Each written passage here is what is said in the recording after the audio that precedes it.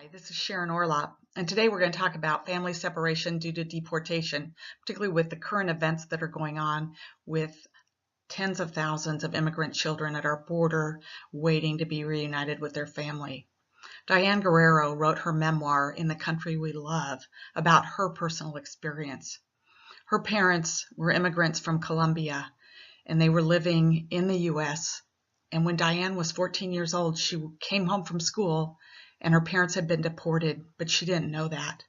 And somehow she fell through the cracks. No government official checked on her or knew that a 14-year-old was living alone in the family home.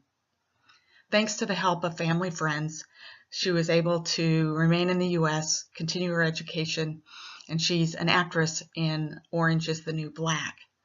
Diane's story has a happy ending, but her personal mission is to make sure that other children don't go through these horrible struggles that happen when families are torn apart. At the end of her book, she recommends several organizations.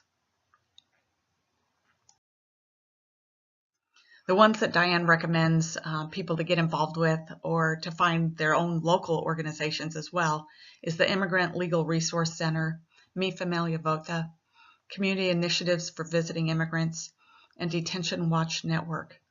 In addition to her personal story in her book, she shares a lot of statistics about immigration. As an example, if there's a United States citizen who has a sibling who still lives in Mexico, the application process for that sibling to be sponsored and brought to the United States takes anywhere from 10 to 20 years.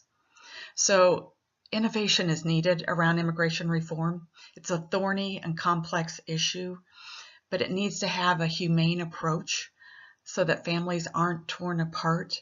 And we need to have dignity for all immigrants, and we need to be concerned about the safety net for children of immigrants. I also think we need to change the narrative about immigrants. There was research done that 40% of the Fortune 500 companies were either founded by an immigrant or a child of an immigrant. So immigration provides innovation because people come to our country with new ideas and new perspectives and new solutions.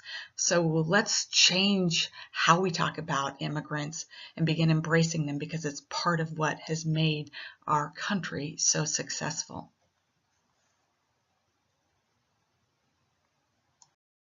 There are many other books about family separation and immigration. I just want to touch on a couple of them here. Enrique's Journey is one that is phenomenal. It shares the odyssey of an 11-year-old boy traveling from Honduras to find his mom who had come to America to earn wages when he was 5 years old, and what that trip looks like, and what many children's trip looks like when they're searching for loved ones and family members, particularly mothers, because they've come to the U.S. for a better life.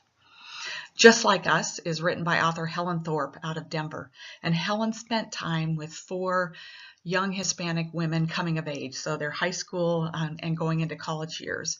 And what it demonstrates is the job prospects and college education prospects that exist for undocumented children compared to those who are U.S. citizens. And then the third book, Undocumented Lives, actually tracks the whole issue around Mexican migration since about the 70s to current times. So these books are important as we all continue to learn and educate ourselves about what's going on around immigration, and then offering our talents around helping and championing and coming up with better solutions around immigration reform. Thanks.